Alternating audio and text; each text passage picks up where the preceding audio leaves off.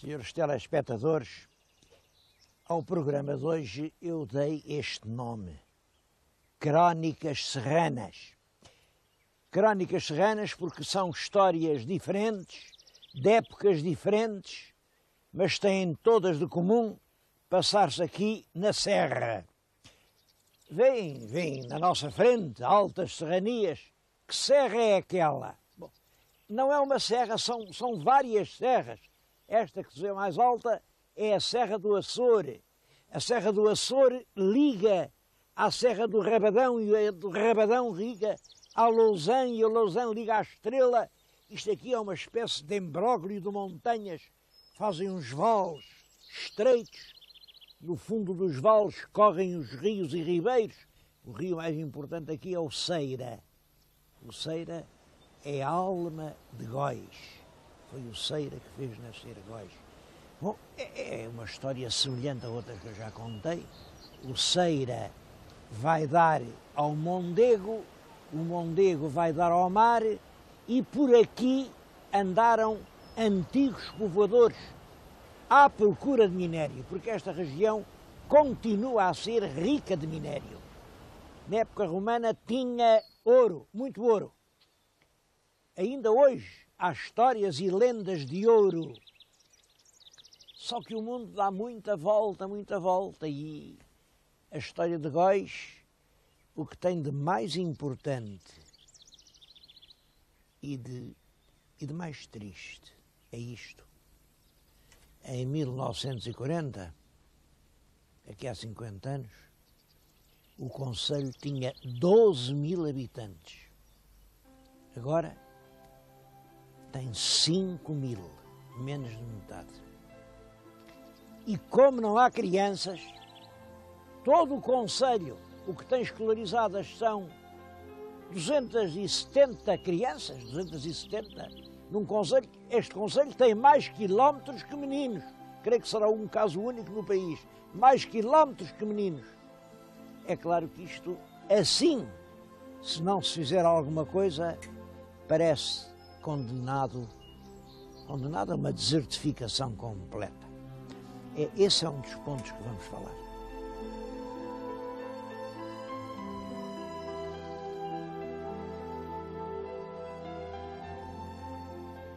O monumento artístico mais importante da Vila de Góis é claro que é o grande túmulo de Luís da Silveira. Não só pelas proporções, mas sobretudo pela qualidade do trabalho artístico.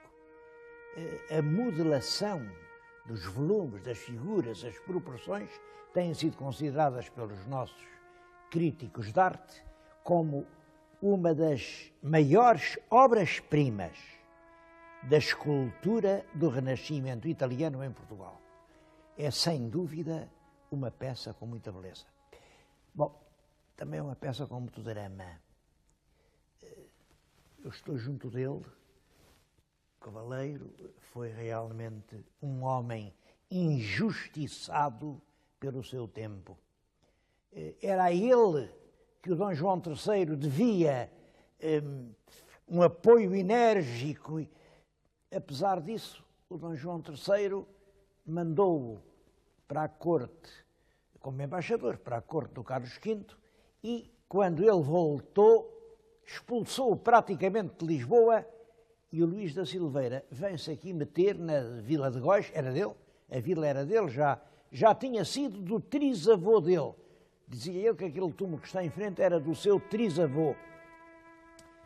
E foi Luís da Silveira quem mandou fazer o túmulo, deu instruções minuciosas e reparem, o Cavaleiro estava realmente vestido com as armas de guerra, mas tirou o elmo, tirou as grandes manápolas de ferro, colocou-as no chão e está joelhado diante de um livro, que está além do livro, e o que o livro diz é um apelo a Deus: Senhor, Senhor, vinde em meu auxílio.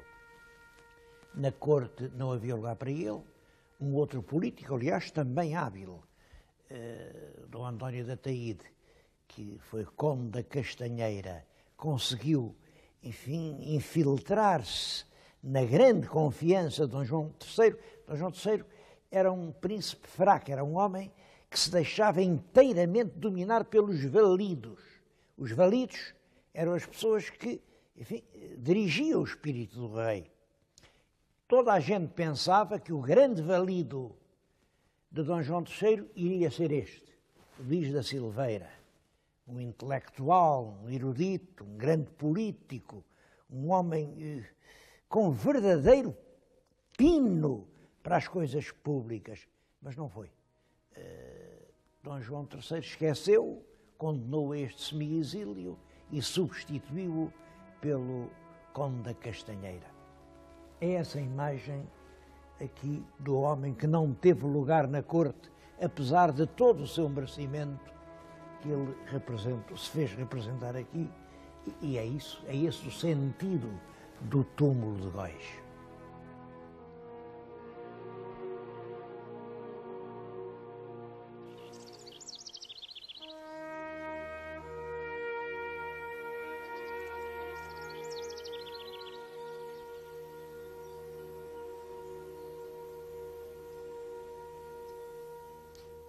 Aquele fidalgo de mãos postas teve realmente um papel muito importante na história de Góis, porque ele era o senhor de Góis, e depois dele foi o filho, e foi o neto, e o bisneto, e o trineto, e isso por aí afora, até à grande Revolução Liberal de 1820.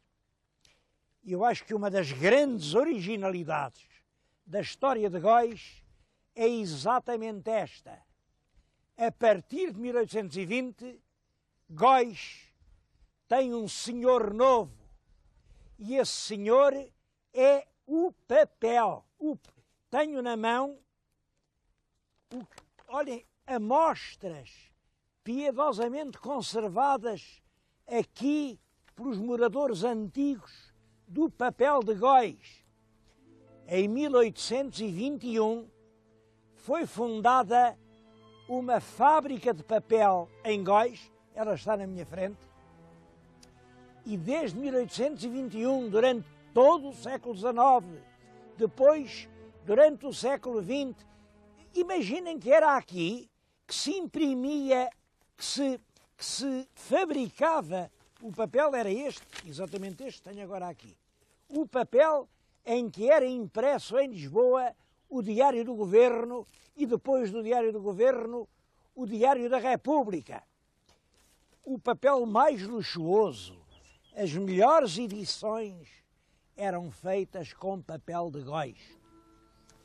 A fábrica foi crescendo, como estão a ver, era um complexo industrial enorme. Trabalhavam aqui 300 chefes de família. Era o papel de Góis, o verdadeiro senhor da região. É claro, veio a crise. Em 1989, a administração, ao fim de 2 ou 3 anos de luta, viu, mas como é que a gente pode estar a fabricar papel que sai, o papel é bom, não há dúvida, está aqui, é muito bom, é do melhor que há, só que sai da máquina por um preço superior ao do mercado. Eles aguentaram isto 3 anos, mas em 89 pararam, andaram à procura de quem quisesse colaborar, ainda aparece uma outra empresa que reabriu temporariamente a fábrica, mas os prejuízos continuaram.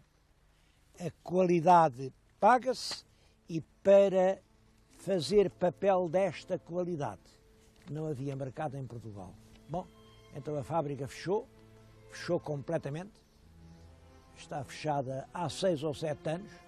Eu vim aqui, está tão fechada que eu, olha, não consegui entrar, está fechada, cadeado, e li hoje mesmo, o jornal aqui da terra, o grande jornal da região, que é a comarca de Arganil, e lá vem a correr os éditos para o concurso de credores no processo de falência na fábrica do papel de Góis.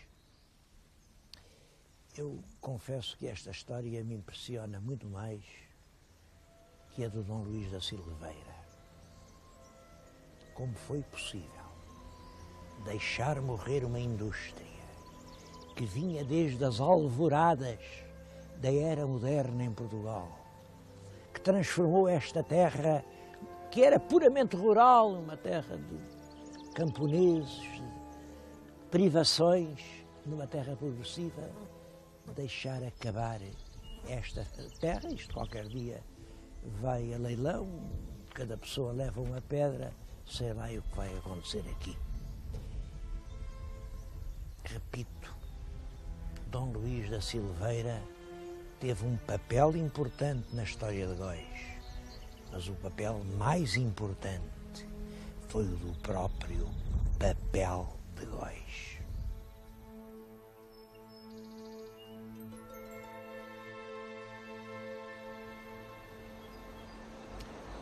Eu confesso que me entristece este triste fim da fábrica de papel de Góis. A verdade é que foi dali que saiu o papel em que se imprimiram em Portugal tudo quanto se fez entre a eclosão do romantismo e praticamente o nosso tempo. A Voz do Profeta, o Frei Luís de Sousa, os sonetos do Antero, os romances dessa de Queiroz, tudo isso é impresso em papel que saía aqui de Góis, que era o que de melhor se fazia em Portugal.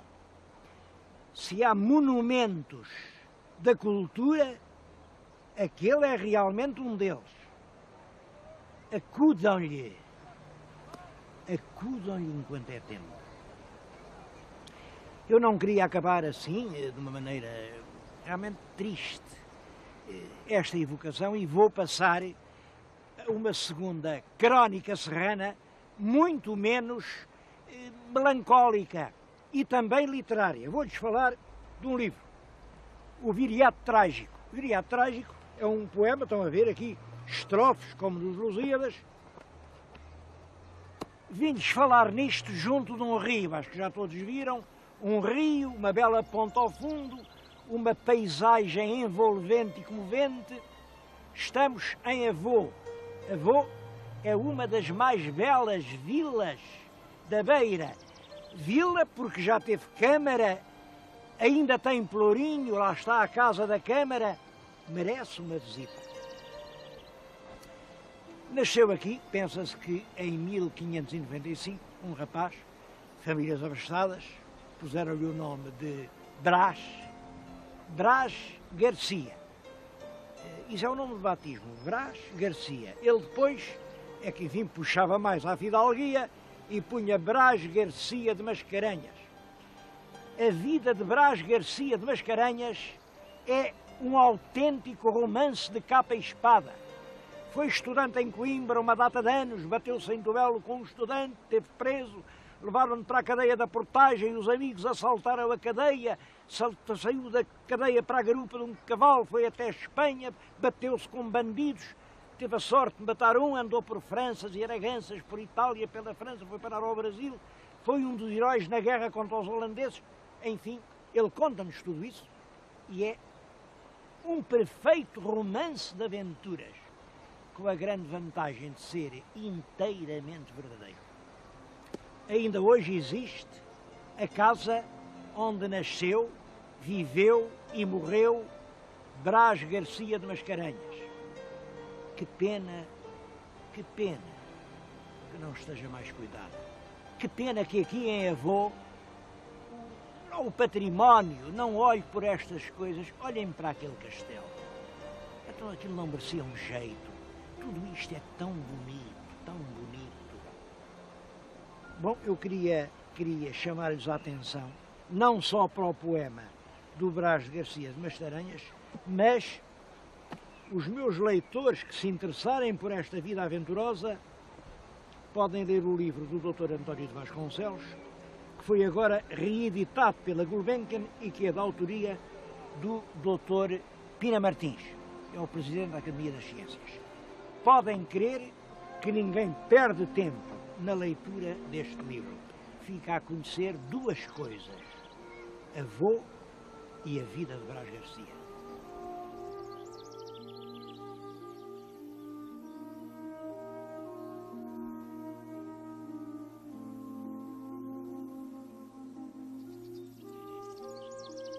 Guardei a terceira crónica serrana aqui para o coração das serras.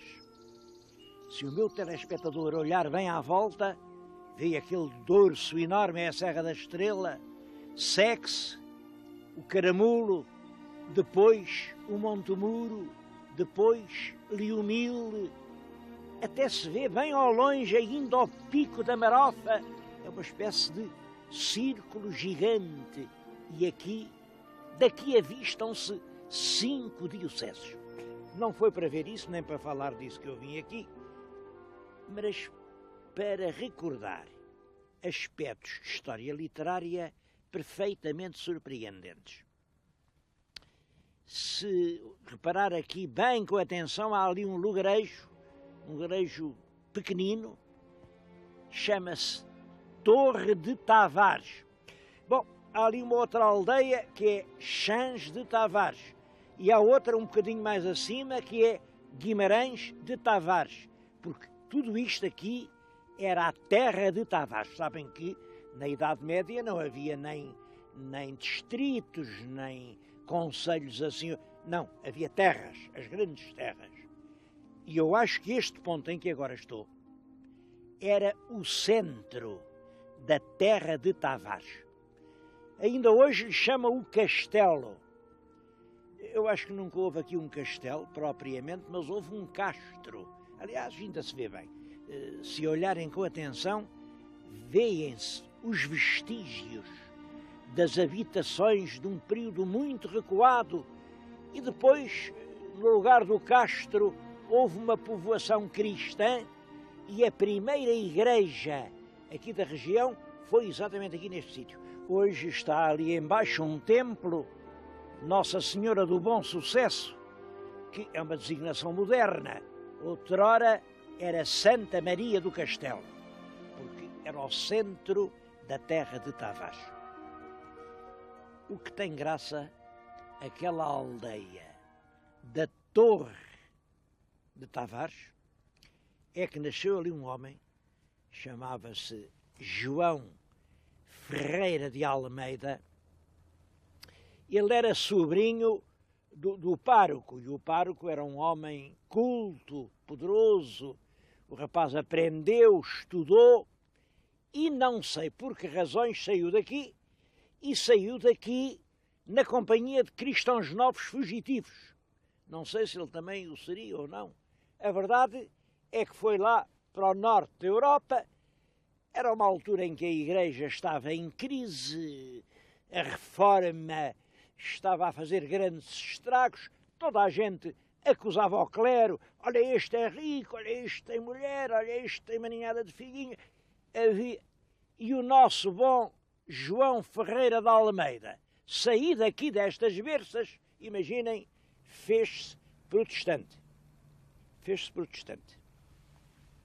E fez qualquer coisa de muito importante. Como sabem, os protestantes entendiam que a Bíblia é para ser lida e entendida. Portanto, uma Bíblia em latim não adianta nada quando as pessoas não sabem latim. A Bíblia, para a gente ler, tem que ser na própria língua. Primeiro tradutor da Bíblia em português foi o João Ferreira de Almeida, nascido naquela aldeia e que depois andou pelo mundo e deu muito que falar. Além deste João Ferreira de Almeida, eu acho que aqui perto, não sei bem se foi na Torre de Tavares, é mais possível que fosse na aldeia logo a seguir, que se chama Guimarães. Claro, Guimarães de Tavares, porque aqui as terras são todas de Tavares. E Guimarães já há pelo menos 3.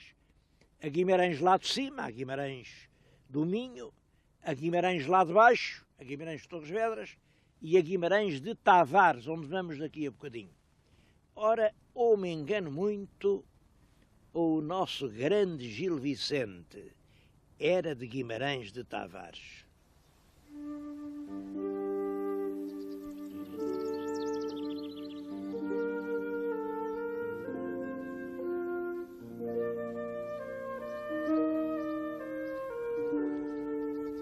realmente não temos documento nenhum que prove que ele nasceu aqui ou ali. Ele mesmo, a certa altura, há um auto em que diz onde nasceu. Diz que nasceu na Pederneira e que a mãe era parteira e o pai era albardeiro. É evidente que ninguém acredita nisso, porque, é claro, filho de uma parteira e de um albardeiro, tudo isto é uma história para fazer rir as pessoas. É certo que um genealogista ilustre, já dos fins do século XVI, o Dom António de Lima, disse ele nasceu em Guimarães. Bom, e é com base nisso que se diz, bom, ele será de Guimarães. Simplesmente, como sabem, Guimarães, a Guimarães do Castelo, a Guimarães de Dom Afonso Henriques, é no Minho. É uma região encantadora, pitoresca, extremamente caracterizada, e ele nunca fala nem na região de Guimarães, nem em terras que haja lá em Guimarães, nem em coisas de Guimarães. Pelo contrário, o que domina, o que cria a atmosfera rural dos Altos Vicentinos é inteiramente a beira. São estes ventos da Serra de Estrela que ele aqui vinha em frente, e é curioso. Ele gosta muito de recorrer assim a topónimos, como se fossem coisas de cada dia.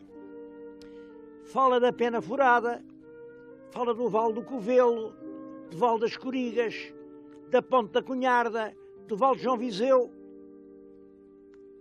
Vocês sabem onde fica tudo isso? Todos esses 6 topónimos que eu acabei de anunciar? Tudo isso fica em Guimarães, sim, mas em Guimarães de Tavares. É claro que isto não é uma prova definitiva, há quem não aceita esta tese, mas é preciso concordar que é muita coincidência. Então, assim, as 6 expressões que ele foi inventar, vindas lá do fundo da sua memória infantil, é tudo, aqui na mesma freguesia, Guimarães de Tavares. Creio que sim. Há todas as razões para pensar que foi aqui que ele nasceu. Há todas as razões para acreditar que foi aqui que ele estudou. Olha, no mesmo sítio onde estudou o tal protestante, as crianças recebiam uma boa instrução, e é possível que tenha sido aqui, na terra de Tavares, que Gil Vicente tenha aprendido as suas primeiras letras. Eu não sei em que sítio, em que casa, certamente uma pobre casa da aldeia. Agora, uma coisa é certa. Uma casa que já existia quando ele por aqui andou, pequenino, era esta em que lhe estou a falar. Estou a falar na casa que se chamava antigamente do Bem Viver. É uma casa já com raízes do século XIII ou XIV. Portanto, quando Gil Vicente viveu, já esta casa era velha. Vale a pena dar uma vista de olhos lá por dentro.